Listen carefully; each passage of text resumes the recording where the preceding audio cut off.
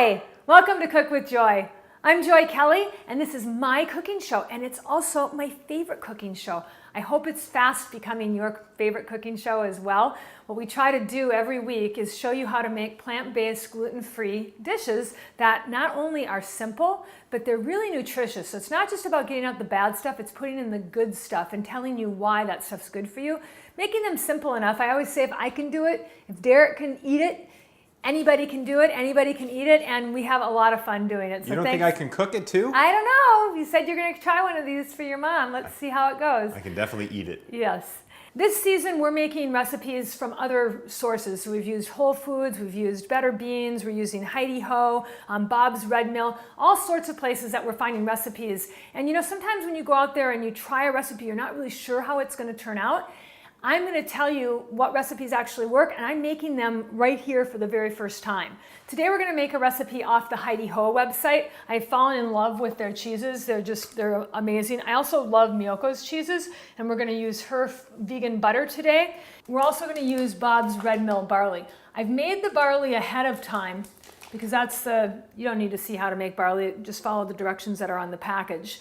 We're going to make the sauce first, but I do just want to say a couple of things about barley. Barley is a grain that not a lot of people use, and the wider variety of plants that you can get in your body, the better. We probably as a people only eat about, on average, like 24 different plants in our whole life, but there's thousands and thousands of different plants, and each one of them does something different for you. Barley is a grain that really works to give your body more fiber, so it helps to bring blood pressure, blood cholesterol, and blood sugar levels down. If you can vary what grains you're eating on a regular basis, like oatmeal, if you eat that every day, or you're eating rice every day, try switching it up and try using quinoa or barley, putting some different things into your diet. Today we're going to use barley. We're going to start with the sauce because the sauce is what makes this dish special. And according to the Heidi Ho website, you could use this recipe for breakfast, lunch, or dinner. You can serve it warm, you can serve it cold, but we're going to start with the sauce. It calls for a tablespoon of plant-based butter. Now I've always used Earth Balance, but when I was at the store, I saw that my favorite no dairy cheese, Miyoko's, also makes a butter. So we're going to use that today. I'm going to add that to my saucepan and get that heated up.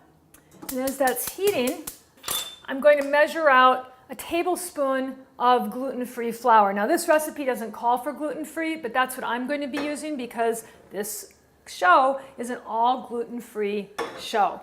And in addition to the flour and the butter, you need to have a whisk handy. And Derek, do you remember when we couldn't find a whisk when we were doing that show in Boulder? Denver, yeah, in Denver, at that little tiny whisk. That was awesome. Yeah, so this is pretty important to get this melting. And basically we're making a roux. It's just a vegan, gluten-free roux with gluten-free flour and vegan butter. You're making a what? A roux, R-O-U-X. Never heard of that. Really? You gotta read some Julia Child, man. Now while that's cooking, I'm gonna add the barley. Now this calls for 4 servings, 1.5 cups. I've got a lot more than 1.5 cups here, but I'm just going to make 2 servings because it's just Daryl and I. And this can be cold. Daryl? Daryl. My other brother, Daryl. Is this the Mary Tyler Moore show? Daryl? Who's Daryl?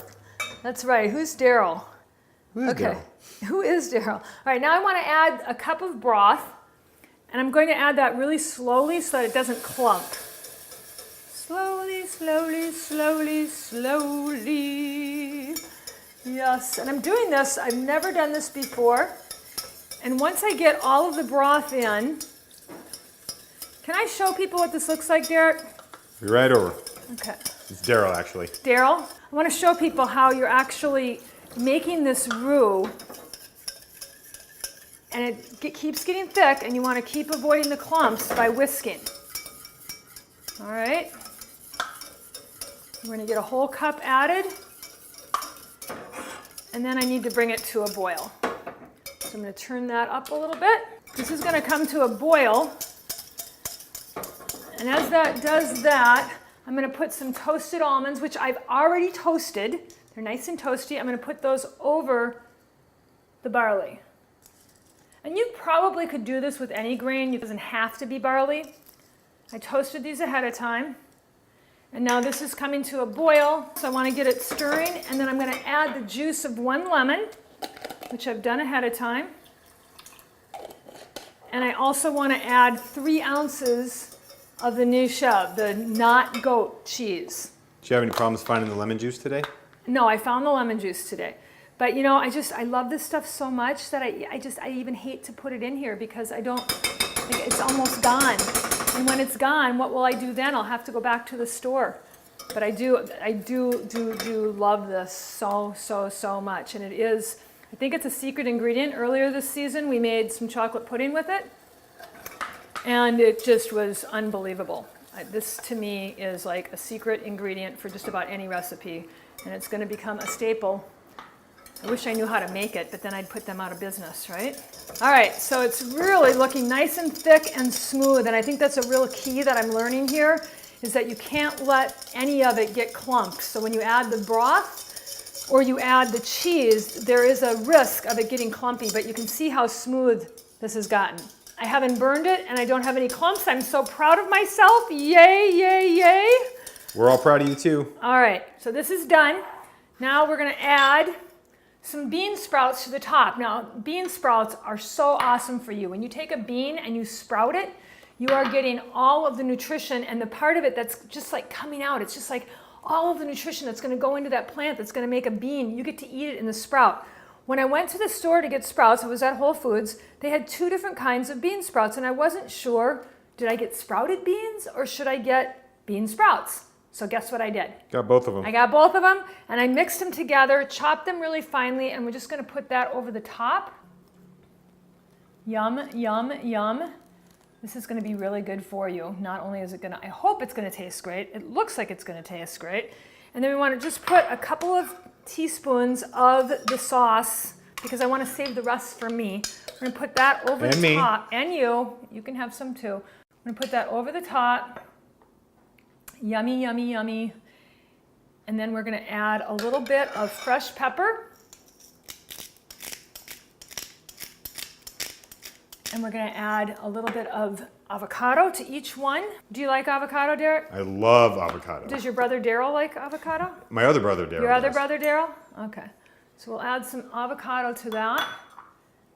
And we'll just, it calls for 1 avocado split up between 4 bowls, but I think that's kind of stingy. So I would probably use 2 avocados, because I like to give people, I mean, like if you're going to eat an avocado, you got to have at least a half, right?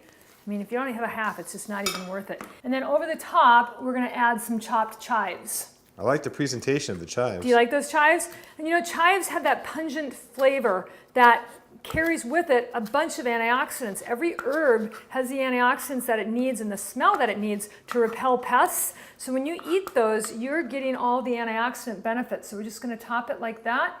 I'm curious to taste it. It's a beautiful presentation, wouldn't you agree? I love it. Presentation is everything. It's really great. And you could put let's put a little dab of salt on it too, just in case. Just a little bit. And Daryl. So the one on the left is for me, right? The one on the left, yeah. You can have this one, the one that's all beautiful, and I'll add to the other one when we're done shooting. But I think it looks really good, and I'll let you know on the website how it tastes. But from a presentation standpoint, Heidi Ho, you guys are really doing well, really well. I think you just simply need to be sure that we emphasize the not clumping part, the whisking part, and all of that, and then maybe distinguishing between a bean sprout or a sprouted bean. But this is a delicious, looks like it's delicious dish that is probably gonna really become one of my favorites. Look how pretty that is. I'm just thrilled about all the dishes that we've been trying this season. I haven't made any of them before. I'm just doing this right alongside you. So we're getting to test these recipes together. And so far this season, I think we've had a lot of winners.